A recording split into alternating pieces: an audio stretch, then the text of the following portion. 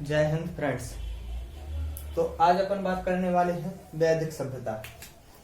इस पर वैदिक सभ्यता, वैदिक सभ्यता, वैदिक सभ्यता। वैदिक का अर्थ है ज्ञान। वैद शब्द का अर्थ है ज्ञान। वैदिक काल आज से लगभग 1500 ईस्वी से लेकर 1000 ईस्वी तक था। वैदिक काल कब तक था? वैदिक काल था आज 1500 से लेकर 1000 ईस्वी तक। और उत्तर वैदिक काल, उत्तर वैदिक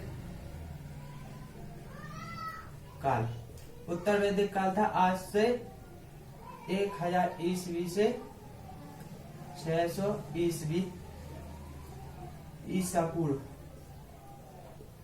600 ईसा पूर्व तक वैदिक काल।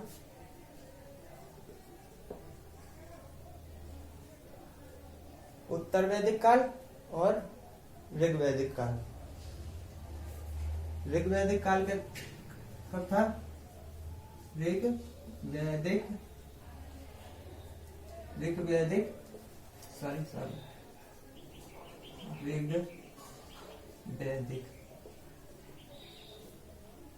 ऋग्वैदिक काल 1500 से 1000 ईसा पूर्व। ऋग्वैदिक काल तक था आज से लेकर 1500 से 1000 ईसा पूर्व तक। और उत्तर वैदिक काल 1000 से 600 ईसा पूर्व तक। ऋग्वैदिक काल की मुख्यतः, ऋग्वैदिक काल से मुख्यतः काले एवं लाल मृत भांड मिले। क्या मिले? काले एवं लाल। ऋग्वेद से क्या मिले? ऋग्वेद से काले एवं लाल कैसे मिले? कैसे मिले दोस्तों? लाल अर्थ भंडार, अर्थ भांड, भंडार नहीं सॉरी भांड, भांड मिले। काले एवं लाल भांड मिले कहां से? ऋग्वैदिक काल से। ऋग्वैदिक काल से क्या मिले?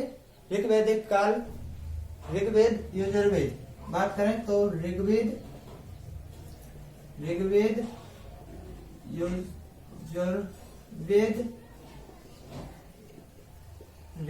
यजुर्वेद एवं सामवेद का सामवेद। ऋग्वेद यजुर्वेद सामवेद को क्या मान को वेदयति, को वेदयति, वेदयति या यति। क्या दोस्तों? वेदयति या यति कहा जाता था। क्या कहा जाता था? ऋग्वेद, सामवेद और अर्थवेद, सॉरी ऋग्वेद यजुर्वेद और सामवेद वेदयति या यति कहा जाता था। क्या कहा जाता था? वेदयति या यति, यति कहा जाता था। ऋग्वेद को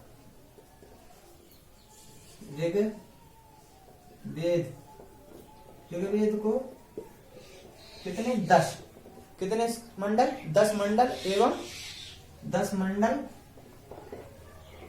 एवं 1028 यानी 1028 सूक्त। कितने? ऋग्वेद में 10 मंडल एवं 1028 सूक्त हैं। कितने हैं? 1028। दूसरे और 7वें मंडल तक को वंश मंडल कहा जाता था। क्या मंडल कहा जाता था? दूसरे और 7वें मंडल को, 7वें मंडल को क्या कहा जाता था? वंश। क्या कहा जाता था? वंश कहा जाता। दूसरे और 7वें मंडल को क्या कहा जाता है? वंश मंडल कहा जाता। ऋग्वेद के 10वें मंडल को, ऋग्वेद के 10वें मंडल में पुरुष सूक्त हैं। क्या है? पुरुष सूक्त। क्या? सूक्त है। कितवें मंडल का है? ऋग्वेद के 10वें मंडल में। 10वें मंडल में क्या है? पुरुष सूक्त। पुरुष सूक्त है 10वें मंडल में।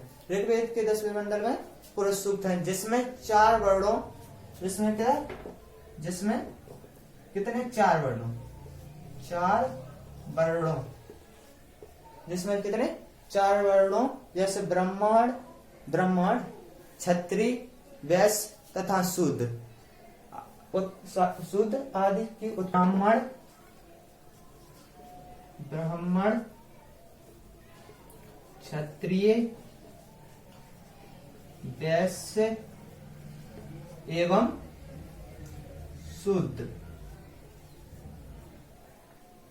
किस किस के, ब्राह्मण, क्षत्रिय, वैश्य एवं शूद्र, 4 के उत्पत्ति के साक्ष्य मिले। कितने के साक्ष्य मिले? 4 के। ऋग्वेद में गद्य और पद्य दोनों में, ऋग्वेद के किस में है? गद्य और पद्य में, गद्य और पद्य में दोनों में ऋग्वेद है। ऋग्वेद काल की सबसे महत्वपूर्ण नदी कौन सी थी? सिंधु। कौन सी नदी थी? ऋग्वेद काल की सबसे महत्वपूर्ण नदी कौन सी थी? सिंधु, सिंधु नदी, सिंधु नदी थी। ऋग्वेद काल की सबसे महत्वपूर्ण नदी सिंधु थी। ऋग्वेद के तीसरे मंडल में किस मंत्र का उच्चारण किया गया है दोस्तों? ऋग्वेद के तीसरे मंडल में गायत्री मंत्र का उल्लेख है। कितने? तीसरे मंडल में इसका गायत्री, गायत्री मंत्र का उल्लेख है। ऋग्वेद के किस मंडल में गायत्री मंत्र का उल्लेख है? तीसरे मंडल में। तीसरे मंडल में गायत्री मंत्र का उल्लेख है। ऋग्वेद की सबसे पवित्र नदी किसको माना गया है? सरस्वती को। ऋग्वेद की सबसे पवित्र नदी सरस्वती को, और सबसे महत्वपूर्ण नदी थी सिंधु, लेकिन सबसे पवित्र नदी सरस्वती को। सरस्वती को ऋग्वेद में सरस्वती नदी को माता कहा जाता था। क्या कहा जाता? माता। ऋग्वेद में 21 नदियों का जिक्र है। ऋग्वेद में कितनी नदियों का जिक्र है? 21। ऋग्वेद में 21 नदियों का जिक्र है। 21 नदियों का, कितनी नदियों का जिक्र है? 21 नदियों का जिक्र है। इंद्र देवता कही जाए तो इंद्र देवता को क्या नाम से जाना जाता? किला तोड़ने के नाम से। इंद्रदेव को किस नाम से जाना जाता था? किला तोड़ने के नाम से जाना जाता था। इंद्रदेव को किला तोड़ने के नाम से जाना जाता था। किसे जाना जाता था? इंद्र को किसके नाम से जाना जाता था? किला तोड़ने वाले के नाम से जाना जाता था। इंद्र को ऋग्वेदिक काल का सबसे प्रतापी राजा माना गया है। ऋग्वेद काल में पर्दा प्रथा, सती प्रथा और दहेज प्रथा नहीं थी। कौन कौन प्रथा नहीं थी? पर्दा प्रथा,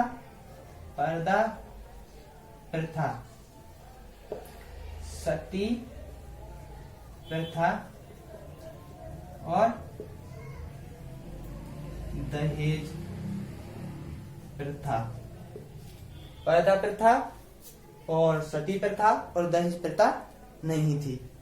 किसमें नहीं थी? ऋग्वेदिक काल में पर्दा प्रथा, सती प्रथा और दहेज प्रथा नहीं थी।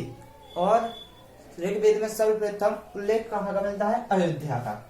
सर्वप्रथम उल्लेख कहाँ का मिलता है? अयोध्या का। अयोध्या का उल्लेख, अयोध्या का उल्लेख सर्वप्रथम कहाँ मिलता है? अयोध्या में। अयोध्या में सर्वप्रथम उल्लेख मिलता है। ऋग्वेद में अयोध्या का सर्वप्रथम उल्लेख मिलता है। ऋग्वेद में गाय का उल्लेख कितनी बार है? 176 बार। गाय का उल्लेख कितनी बार है? 176 बार। कितनी बार? 176 बार उल्लेख है। ऋग्वेद में पुनर्विवाह, नियोग प्रथा एवं बहुपति विवाह का प्रचलन था। किस किस का था? पुनर्विवाह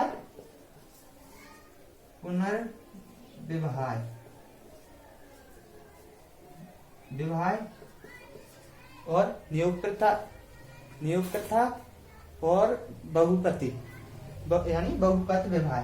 नियोग प्रथा,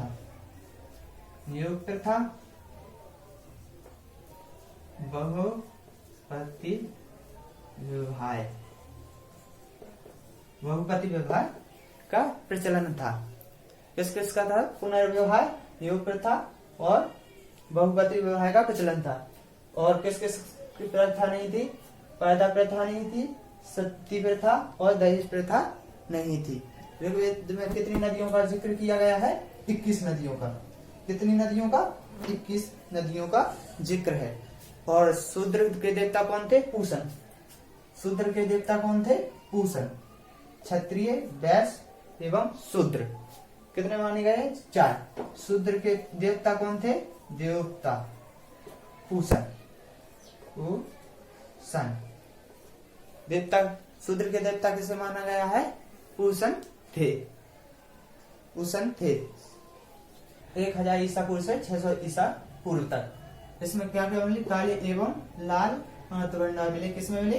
ऋग्वैदिक काल में। ऋग्वैदिक काल में यजुर्वेद एवं सामवेद को यजुर्वेद एवं सामवेद को क्या कहते थे? वेद यति या यति कहा जाता था। ऋग्वेद में कितने मंडल थे? 10 मंडल और 1028 सूक्त थे। कितने थे? 1028 सूक्त।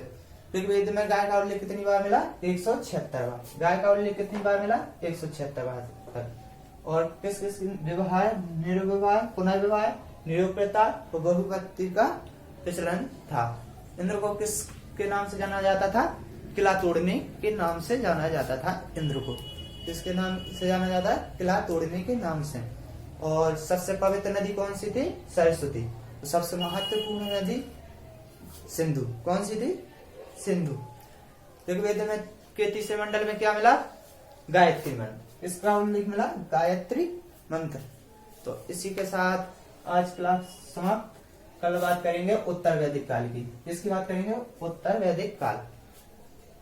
तो जय हिंद,